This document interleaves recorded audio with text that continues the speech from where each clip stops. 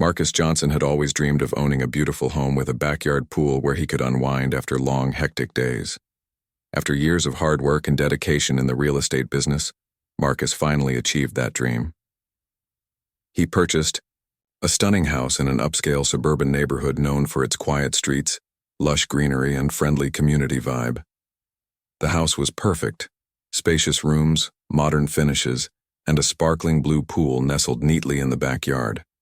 It felt like paradise.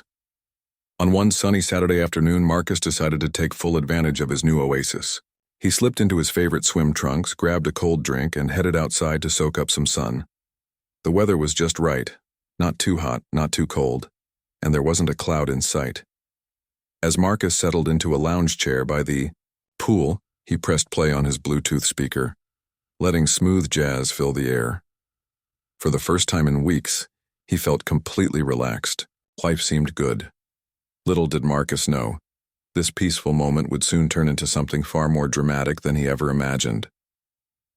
A few houses down the street, Karen Whitmore was out walking her dog, a small terrier named Max.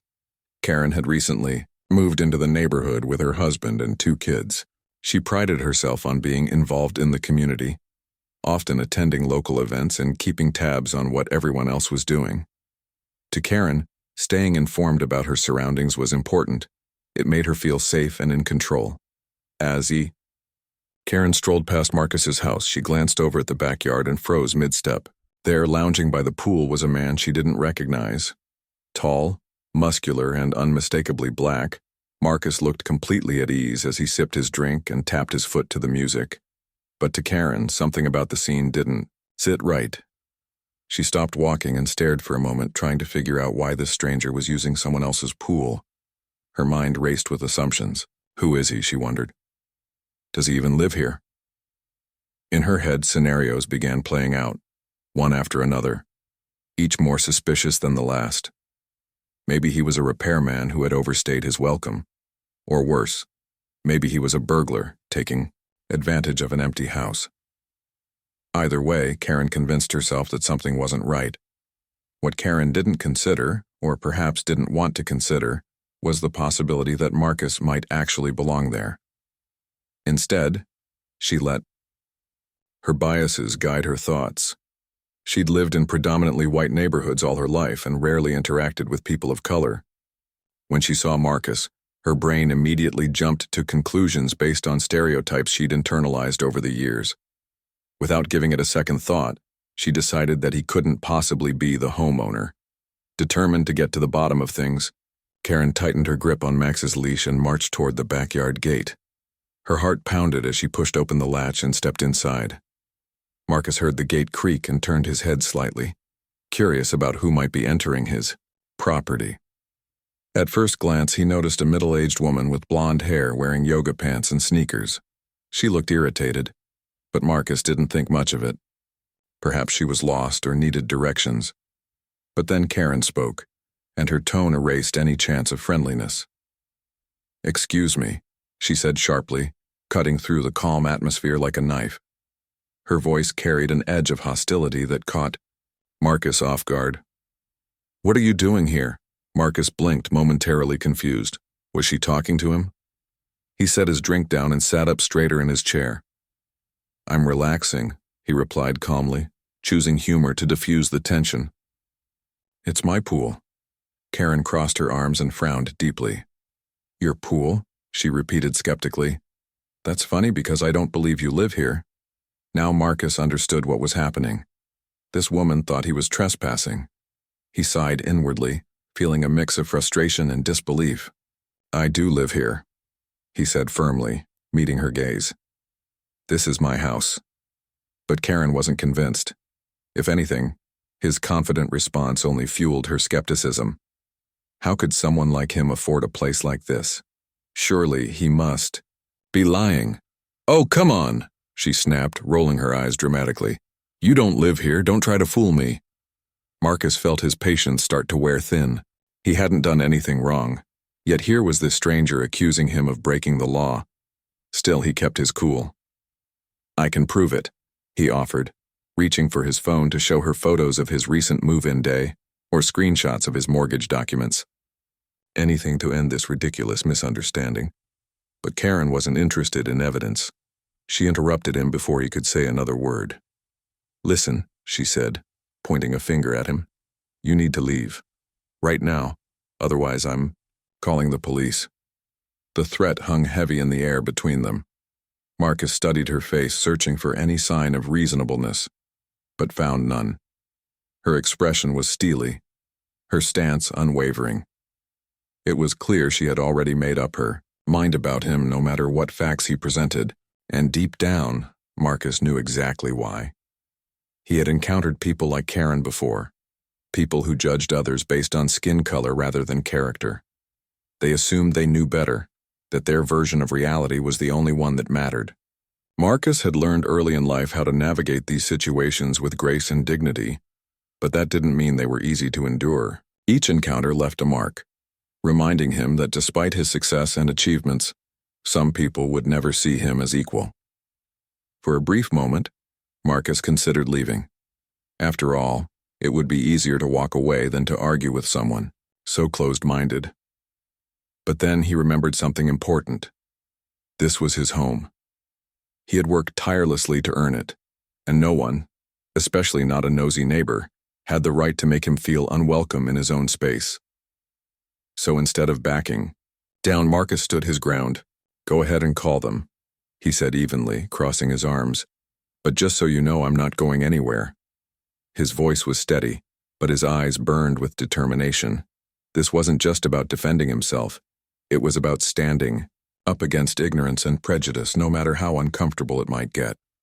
Karen hesitated for a split second, thrown off by his defiance. Then, regaining her composure, she whipped out her phone and started dialing. As she waited for the operator to pick up, she glared at Marcus, daring him to challenge her again. Little did she realize, her actions were about to set off a chain reaction that neither of them could have anticipated. The tension between Marcus and Karen escalated rapidly as she clutched her phone, ready to dial 911. Her face was flushed with anger, and her voice carried an unmistakable tone of authority, though it lacked any real justification. Marcus, on the other hand, remained calm but resolute. He knew that engaging further wouldn't change her mind, but he also understood that walking away would only validate her baseless accusations. So he stood his ground, determined not to let her bully him out of his own backyard. Karen began speaking into her phone, her words sharp and accusatory. "Yes, hello. I need to report a trespasser at my neighbor's house," she said loudly, deliberately making sure Marcus could hear every word. "There's a man in the pool area who claims he lives here, but I know he doesn't. He's being uncooperative and refuses to leave."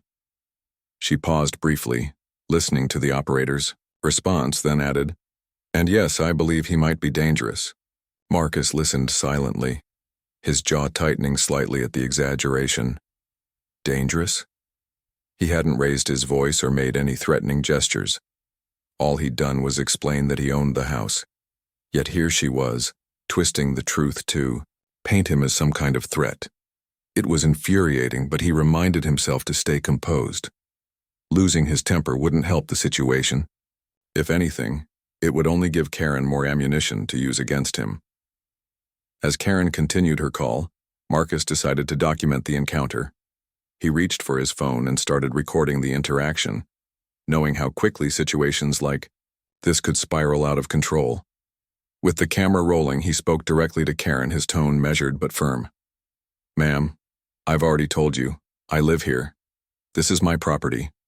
You're welcome to check with the neighbors or look up public records if you don't believe me." Karen shot him a glare, clearly annoyed by his defiance. "Oh, stop lying," she snapped. "You think you can just waltz into someone else's backyard and act like you own the place? People like you always have excuses." The phrase, "people like you," struck a nerve. While Karen may not have intended it as a racial comment, Marcus immediately recognized the implication behind her words. It wasn't the first time someone had used coded language to dismiss him based on his skin color, but this time he refused to let it slide. "People like me?" he repeated, raising an eyebrow. "What exactly does that mean?" Karen faltered for a moment, caught off guard by his question. She hadn't expected him to call her out so boldly. Flustered, she tried to backtrack. "I didn't mean anything by it," she muttered, though her defensive tone suggested otherwise. "I'm just saying you're clearly not supposed to be here." Marcus shook his head, his expression a mix of disappointment and disbelief. "You're jumping to conclusions because of how I look," he said plainly. "That's not fair and it's not right. If you took a second to listen instead of assuming, we wouldn't even be having this conversation." But Karen wasn't interested in listening. She ended her call with the operator and turned back to Marcus, her arms crossed tightly over her chest. "The police are on their way," she announced smugly, as if that settled the matter. "We'll see who's telling the truth then." Marcus nodded slowly, unfazed by her declaration. He had dealt with similar scenarios before, where people called the authorities simply because they felt uncomfortable around someone who didn't fit their expectations. In those moments, having proof of your innocence was crucial, and luckily, Marcus was prepared. He retrieved a folder from inside the house containing documents that proved his ownership of the property, his mortgage agreement, utility bills, and even photos from his move-in day. When he returned to the pool area, he handed them to Karen without saying a word. Karen hesitated, clearly unsure what to do next.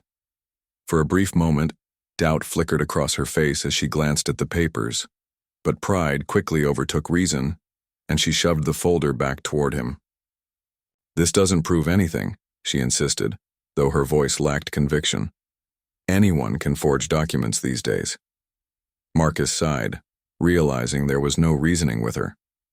By now, several minutes had passed since Karen's call to 911, and the distant sound of sirens could be heard approaching the neighborhood. Both of them turned their attention to the street as a patrol car pulled up in front of the house. 2 officers stepped out, their expressions neutral but alert as they surveyed the scene. One of the officers approached Karen first, asking her to explain the situation. She launched into a rehearsed version of events, portraying herself as the concerned citizen and Marcus as the suspicious intruder. "He won't leave," she said, gesturing dramatically toward Marcus. "I've lived here for months and I've never seen him before. He's obviously lying about owning the house." Officer nodded politely, jotting down notes as Karen spoke. Then he turned to Marcus, giving him a chance to share his side of the story.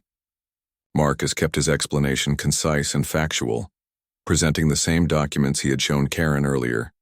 He also mentioned that he had been recording the entire interaction, offering to share the video footage if needed. The second officer examined the paperwork carefully, comparing it to the address listed on their dispatch report. It didn't take long for them to confirm that Marcus was indeed the homeowner. Once the truth became clear, the officer's demeanor shifted noticeably. They apologized to Marcus for the inconvenience, assuring him that they were simply following protocol. To Karen, however, their tone was less sympathetic. "Ma'am, it seems there's been a misunderstanding," one of them said diplomatically. "Mr. Johnson owns this property, so there's no issue here." Karen's face turned bright red, a mixture of embarrassment and indignation washing over her. She opened her mouth to protest, but quickly realized she had no leg to stand on. Stammer Sheng Ming. As the police officers wrapped up their investigation, Karen stood frozen, her face flushed with a mix of embarrassment and frustration. The officers had been polite but firm in their conclusion. Marcus was the rightful owner of the house, and there was no reason for him to leave.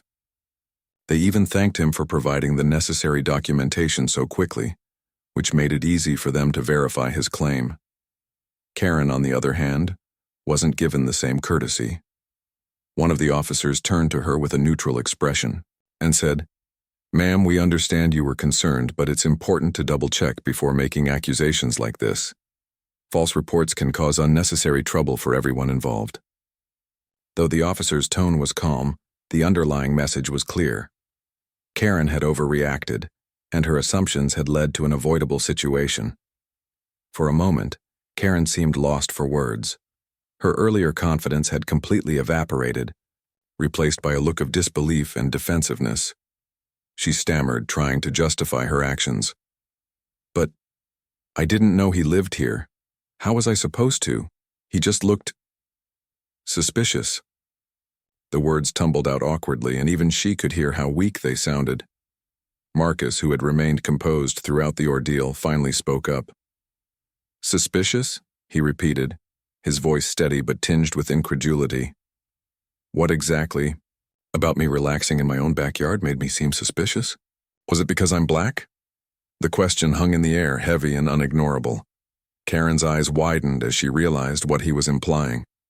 She backpedaled immediately, shaking her head vigorously. No, that's not what I meant at all, she insisted, though her voice wavered. I just thought, you thought wrong, Marcus interrupted, cutting her off before she could dig herself deeper. His tone wasn't angry or confrontational. Instead, it carried a quiet authority that demanded respect. You judged me based on your assumptions, and now you've wasted everyone's time, including the police's. At this point, the officers exchanged a glance, clearly uncomfortable with the direction the conversation was taking. One of them stepped forward, attempting to diffuse the tension. All right, folks, let's wrap this up, he said firmly. Mr. Johnson, we're sorry, again, for the inconvenience. And ma'am, maybe next time, try asking questions first before jumping to conclusions. With that, the officers returned to their patrol car and drove away, leaving Marcus and Karen alone in the backyard. The sound of the engine fading into the distance marked the end of the official part of the incident, but it was far from over in terms of its emotional impact. Karen lingered for a few moments, shifting uncomfortably from one foot to the other. She glanced at Marcus, perhaps hoping for some kind of resolution or acknowledgement, but he simply stared back at her, his expression unreadable. Finally, she muttered something under her breath. Whether it was an apology or an excuse, neither of them could tell, and hurriedly walked back toward her house, pulling her dog along behind her. Once she was gone, Marcus exhaled deeply, feeling a wave of exhaustion wash over him. Despite maintaining his composure during the confrontation, the encounter had taken a toll on him. It wasn't just about Karen's behavior.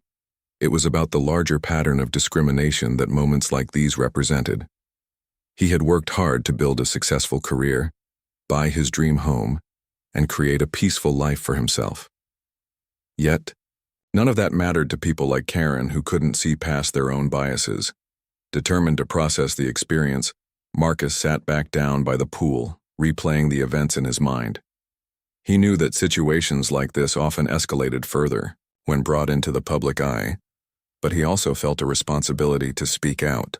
Ignoring prejudice only allowed it to fester, and Marcus believed that sharing his story might help others recognize the harm caused by unchecked assumptions. Later that evening, after the sun had set and the neighborhood grew quiet, Marcus decided to post about the incident on social media. He uploaded the video footage he had recorded earlier, carefully editing it to include captions explaining each part of the interaction. In the caption of the post, he wrote, "Today I was accused of trespassing in my own backyard, all because of the color of my skin. This isn't the first time something like this has happened to me, and unfortunately, it probably won't be the last. But I refuse to stay silent. Awareness is the first step toward change. Stop racism. Stand together." Within minutes of posting, the video began gaining traction. Friends and acquaintances shared it across their networks, expressing outrage and support for Marcus. Strangers commented with messages of encouragement, thanking him for speaking up and vowing to stand against similar acts of discrimination. By morning, the post had gone viral, reaching thousands of viewers and sparking heated discussions online. Meanwhile, Karen retreated to her house, shaken by the aftermath of her actions. She hadn't anticipated the situation spiraling out of control the way it did. To make matters worse, she couldn't shake the feeling that her neighbors might find out about what had happened. Desperate to salvage her reputation, she logged onto her computer and drafted a lengthy Facebook post, framing herself as the victim in the scenario. In the post, Karen described encountering a strange man in her neighbor's backyard and claimed she had acted out of concern for the community's safety. She omitted key details, such as her racially charged comments and Marcus's proof of ownership, instead focusing on how hostile and aggressive he had allegedly been. She ended the post with a plea for understanding, writing, "It's important to look out for each other, especially in times like these." Unbeknownst to Karen, her attempt to rewrite the narrative backfired spectacularly. Neighbors who had witnessed parts of the altercation, or heard about it through gossip, quickly called her out in the comments section. Some pointed out that Marcus had been nothing but polite during the entire encounter, while others criticized her for escalating the situation unnecessarily. The backlash grew so intense that Karen eventually deleted the post, realizing too late that she had dug herself into an even deeper hole. As the days passed, the story continued to spread, drawing attention from local news outlets. Reporters reached out to Marcus, eager to learn more about his experience. Initially hesitant to engage with the media, Marcus ultimately agreed to share his side of the story, hoping it would shed light on the broader issue of racial profiling. During interviews, he emphasized the importance of treating others with respect and avoiding snap judgments based on appearances. The coverage amplified the conversation, prompting residents of the neighborhood to reflect on their own attitudes and behaviors. Some admitted they had witnessed similar incidents involving Karen in the past, ranging from minor snubs to outright discriminatory remarks. Others expressed regret for not stepping in sooner to challenge her behavior. Slowly but surely, the community began holding itself accountable, recognizing the need for greater inclusivity and empathy. For Marcus, the whirlwind of attention was both overwhelming and validating. While he never sought to become the center of a national debate, he found solace in knowing that his courage had sparked meaningful dialogue. More importantly, he felt empowered to continue advocating for change, not just within his neighborhood, but beyond. Though the incident had left a lasting impression on him, Marcus refused to let it define his life. Instead, he chose to focus on the positives, the outpouring of support from strangers, the opportunity to educate others, and the renewed sense of purpose that came with standing up for what was right. As he sat by his pool once again, watching the sunlight dance across the water, he allowed himself a small smile.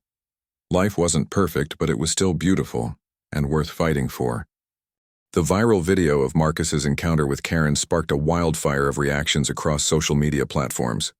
Within hours, hashtags like Gardaí, Stand with Marcus, and Stop Racism began trending nationwide. People from all walks of life weighed in on the incident, sharing their thoughts, personal stories, and calls for accountability.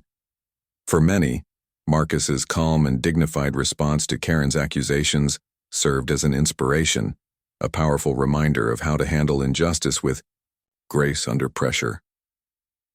As the story gained momentum, local news outlets picked up on the controversy, amplifying its reach even further. Reporters flocked to the neighborhood, eager to interview residents and gather more details about what had happened. Cameras lined the streets, and microphones were thrust toward anyone willing to comment. The once quiet suburban community suddenly found itself at the center of a national conversation about race, privilege, and prejudice. Karen, who had initially tried to downplay her role in the incident, quickly became the face of performative racism. Her deleted Facebook post resurfaced after someone took screenshots before it disappeared, and those images circulated widely online. Commenters dissected every word she had written, pointing out the glaring inconsistencies and thinly veiled attempts to shift blame onto Marcus. Memes mocking her behavior flooded Twitter and Instagram, turning her into a punchline overnight. But the ridicule didn't stop there. As the story unfolded, other neighbors came forward with their own experiences involving Karen. One family revealed that she had once complained about their Hispanic nanny speaking Spanish in public, accusing her of making others uncomfortable despite being fluent in English. Another neighbor recounted how Karen had loudly criticized a black teenager mowing lawns in the area, insisting he must be up to no good because he wore headphones while working. These anecdotes painted a troubling picture of someone whose biases weren't isolated incidents but rather part of a pattern of discriminatory behavior. The mounting evidence against Karen put immense pressure on her and her family. Her husband, Tom Whitmore, issued a public statement in an effort to distance himself from the growing scandal. In a carefully worded message, he apologized for any harm caused by his wife's actions and acknowledged the need for greater awareness and sensitivity when interacting with people from diverse backgrounds. He also announced their decision to put their house up for sale, citing the toxic environment they now faced in the neighborhood. "We moved here seeking peace and community," Tom wrote in the statement. "Unfortunately, recent events have made it clear that staying in this home is no longer feasible for our family. We hope to find a fresh start elsewhere and encourage everyone involved to move forward with compassion and understanding." While some sympathized with Tom's plight, viewing him as collateral damage in a situation largely beyond his control, others argued that he bore partial responsibility for enabling Karen's behavior. Critics pointed out that silence was complicity, and by failing to address her prejudiced remarks earlier, Tom had allowed the problem to fester unchecked. Amid the chaos surrounding Karen, Marcus emerged as a symbol of resilience and strength. His willingness to document the encounter and share it publicly resonated deeply with audiences, earning him widespread admiration. Messages of support poured in from around the world, with many praising his composure during such a tense and emotionally charged moment. Some even hailed him as a modern-day hero, using his platform to shine a light on systemic issues that continue to plague society. Local activists took notice of Marcus's story and reached out to invite him to speak at upcoming events focused on racial justice and equality. At first, Marcus hesitated. He wasn't accustomed to being in the spotlight and worried about becoming a target for backlash or harassment. But after much reflection, he realized the importance of seizing the opportunity to make a difference. If sharing his experience could help educate others and inspire meaningful change, then it was worth stepping outside his comfort zone. His first speaking engagement was held at a community center downtown, where hundreds of attendees gathered to hear him recount the events of that fateful afternoon. Dressed casually in a polo shirt and jeans, Marcus stood confidently behind the podium, his voice steady, yet filled with emotion. He spoke candidly about the challenges of navigating life as a Black man in America, emphasizing the toll that constant scrutiny and stereotyping can take on one's mental health. He also highlighted the importance of standing firm in the face of adversity, urging listeners to challenge prejudice whenever and wherever they encountered it. "I didn't ask for this attention," Marcus admitted during his speech. "Nobody wants to be treated unfairly or made to feel like they don't belong in their own space. But if my story can open people's eyes and start conversations that lead to progress, then I'm grateful for the chance to share it." The audience erupted into applause, moved by his honesty and vulnerability. Many approached him afterward to express gratitude, while others asked for advice on how to combat racism in their own communities. Marcus patiently answered each question, offering practical tips and encouragement. By the end of the evening, it was clear that he had touched countless lives and inspired them to take action. Back in the neighborhood, the fallout from the incident continued to ripple through the community.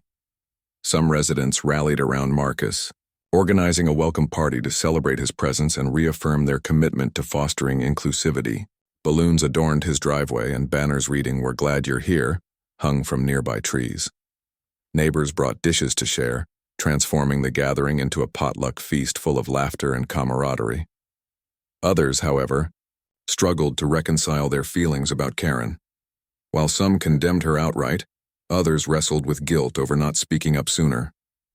A few organized meetings to discuss ways to prevent similar incidents in the future, proposing initiatives like diversity workshops and neighborhood-wide discussions about unconscious bias. Though progress would take time, the seeds of change had been planted.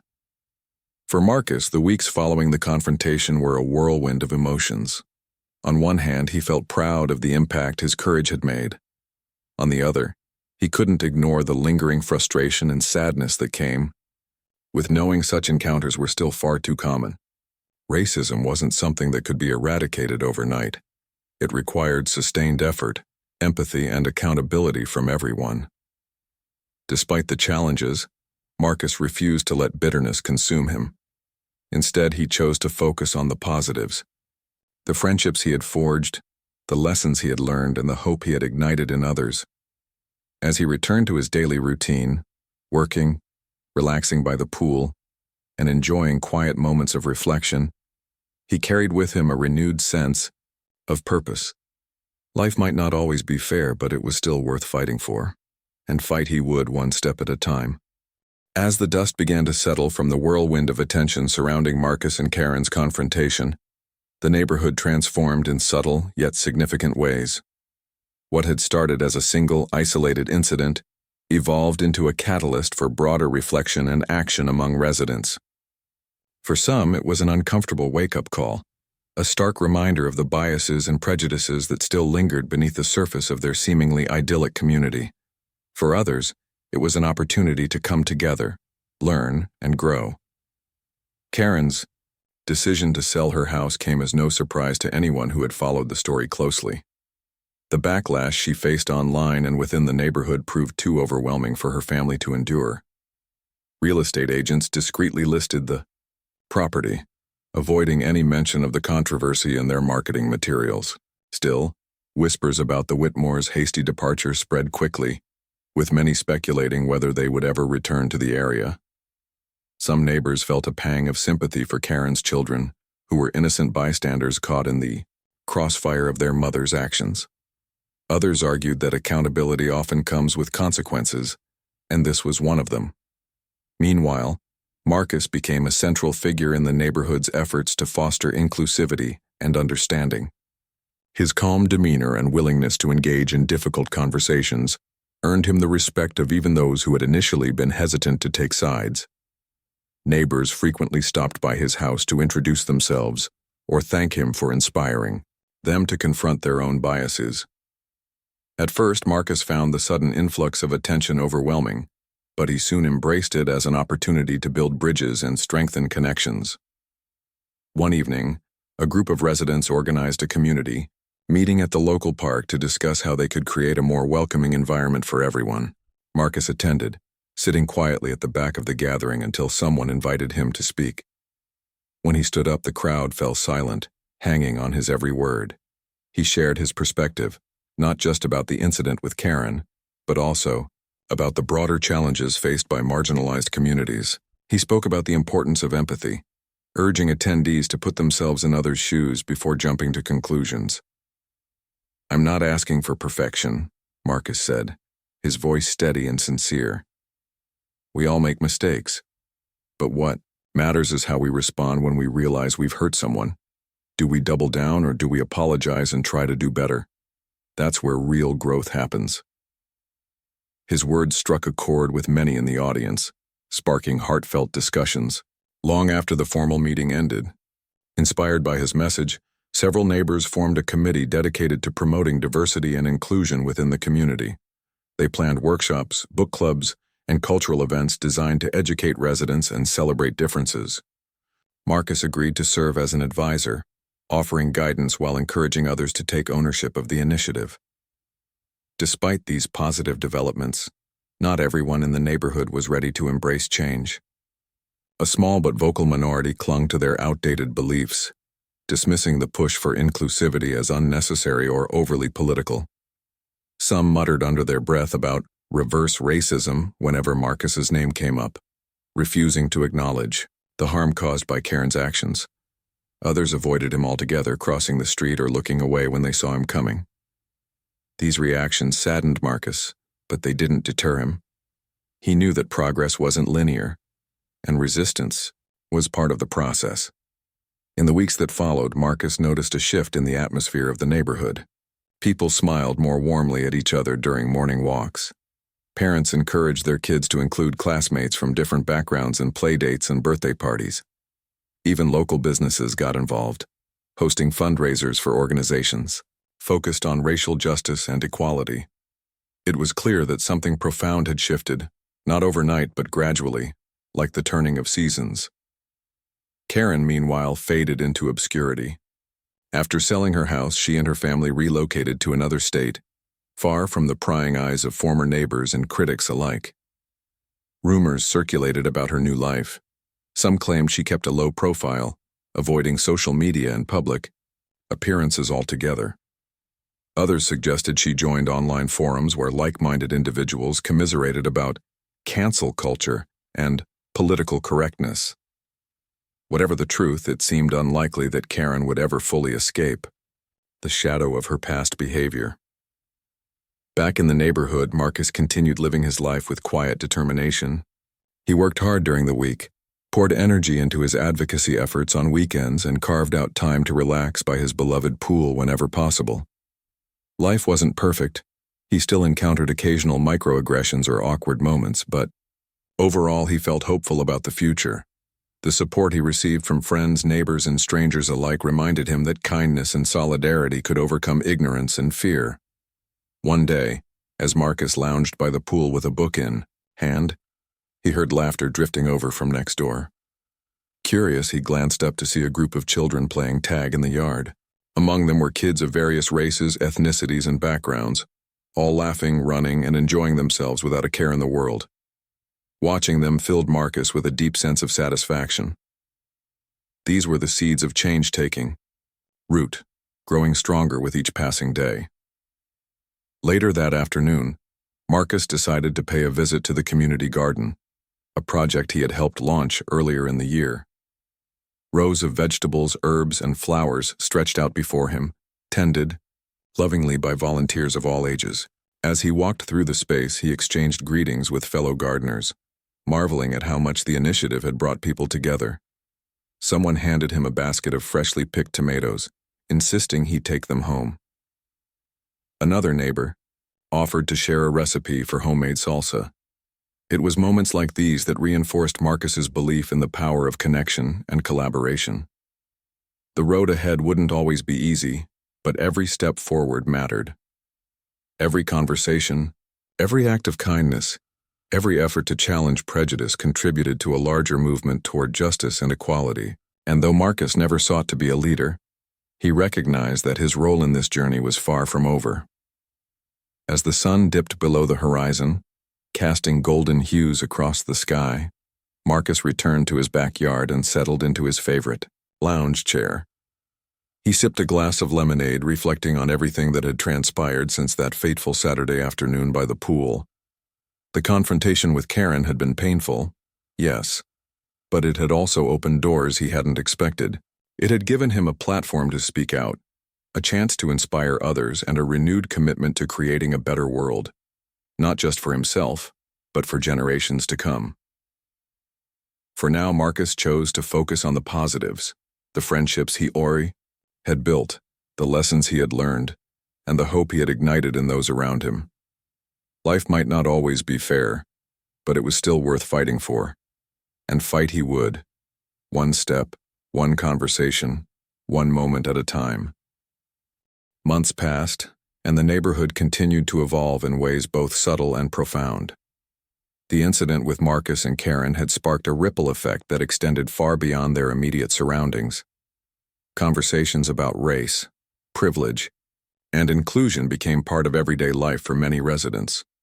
Some embraced these discussions wholeheartedly, while others approached them cautiously, unsure of what to say or how to contribute. But one thing was certain: the community was no longer content to ignore the issues that had long simmered beneath its surface. For Marcus, life settled into a new rhythm. His days were filled with work, advocacy, and moments of quiet reflection. He cherished the small victories, the neighbor who stopped by to thank him for opening her eyes, the child who shyly asked if he could visit his pool sometime, the handwritten notes left on his doorstep expressing gratitude and solidarity. These gestures reminded him that change, though slow and often difficult, was possible when people came together with open hearts and minds. One sunny afternoon, Marcus received an invitation to speak at a regional conference focused on racial justice and community building. The organizers praised his courage and leadership, describing him as a beacon of hope in challenging times. At first, Marcus hesitated. Public speaking wasn't something he particularly enjoyed, and the thought of addressing hundreds of strangers made him uneasy. But after discussing it with close friends and family, he realized this was an opportunity to amplify his message even further. If sharing his story could inspire others to take action, then it was worth facing his nerves. The day of the conference arrived, and Marcus stood backstage, taking deep breaths to steady himself. As he waited for his turn to speak, he glanced out at the audience, a diverse sea of faces eager to listen and learn. When his name was called, he walked onto the stage to thunderous applause. Standing behind the podium, he began his speech by recounting the events of that Saturday afternoon. By the pool, he described the confrontation with Karen, the arrival of the police, and the whirlwind of attention that followed.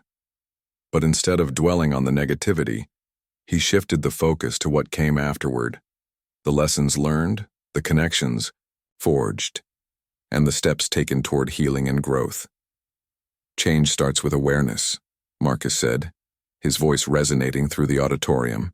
"It starts with recognizing our biases and being willing to challenge them, not just once but every single day. It's not easy, and it doesn't happen overnight. But if we commit to listening, learning, and supporting each other, we can create communities where everyone feels valued and respected." His words struck a chord with the audience, eliciting nods of agreement and murmurs of encouragement. After his speech, dozens of attendees lined up to speak with him, sharing their own stories and seeking advice. Many expressed admiration for his resilience, while others thanked him for giving them the courage to confront uncomfortable truths in their own lives. By the end of the event, Marcus felt a renewed sense of purpose. He knew his journey was far from over, but he also knew he wasn't alone in it. Back in the neighborhood, the efforts to promote inclusivity gained momentum. The Diversity Committee organized regular events designed to bring residents together and celebrate their differences. There were potluck dinners featuring dishes from around the world, storytelling nights where neighbors shared personal experiences of overcoming adversity, and workshops led by experts on topics like unconscious bias and allyship. Marcus played a key role in planning these activities, ensuring they remained accessible and welcoming to all. One particularly memorable event was a mural painting project aimed at transforming a drab stretch of wall near the community garden into a vibrant work of art. Residents of all ages gathered with brushes and paint, collaborating to create a design that reflected their shared values: unity, kindness, and hope. Children giggled as they dipped their fingers into buckets of color, leaving handprints alongside carefully crafted images of trees, flowers, and smiling faces. Adults exchanged stories and laughter, working side by side despite differences in age, race, and background. By the time the mural was complete, it had become a symbol of the progress they'd made and the promise of what lay ahead. Despite the positive changes, challenges remained. Not everyone in the neighborhood fully embraced the push for inclusivity, and some tensions lingered beneath the surface. A few residents grumbled about the politics of it all, insisting that things were fine the way they were before. Others avoided participating in events altogether, clinging to old habits and mindsets. Marcus understood that resistance was part of the process, but it didn't make it any less frustrating. Still, he refused to let cynicism overshadow the progress that had been achieved. As the months turned into a year, Marcus found himself reflecting on how much had changed since that fateful day by the pool. The encounter with Karen had been painful, yes, but it had also opened doors he never imagined. It had given him a platform to speak out, a chance to connect with others who shared his vision, and a deeper understanding of his own strength and resilience. Most importantly, it had shown him the power of standing firm in the face of injustice, not with anger or bitterness, but with grace and determination. On the anniversary of the incident, Marcus decided to host a small gathering at his house. He invited neighbors, friends, and members of the Diversity Committee to join him for an evening of food, music, and reflection. As guests mingled in his backyard, laughter and conversation filled the air. Someone suggested playing a game, while another pulled out a guitar and started strumming familiar tunes. Marcus watched it all unfold with a smile, feeling grateful for the bonds they had built and the strides they had taken together. At one point during the evening, a young boy approached, Marcus shyly holding a drawing in his hands. "This is for you," the boy said, offering the picture. Marcus took it gently and looked down to see a colorful depiction of a man lounging by a pool, surrounded by smiling figures of all shapes, sizes, and colors. In bold letters across the top, the boy had written, "Thank you for making our neighborhood better." Touched by the gesture, Marcus knelt down to meet the boy's eye level. "Thank you for being part of making it better too," he replied warmly, ruffling the boy's hair. The child beamed, then ran off to rejoin his friends, leaving Marcus with a renewed sense of hope. As the night drew to a close and guests began heading home, Marcus lingered by the pool, gazing up at the stars. He thought about everything he had endured, the accusations, the stares, the weight of carrying someone else's prejudice, and everything he had gained in return.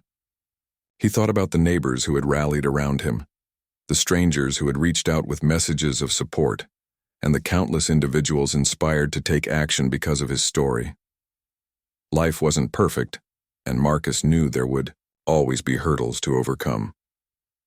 Racism, discrimination, and ignorance weren't problems that could be solved overnight.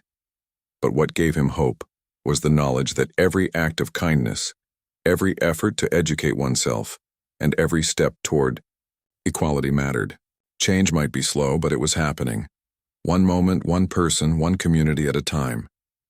With a final glance at the twinkling sky, Marcus turned off the lights and headed inside. Tomorrow would bring new challenges, new opportunities, and new chances to make a difference, and he was ready for whatever came next.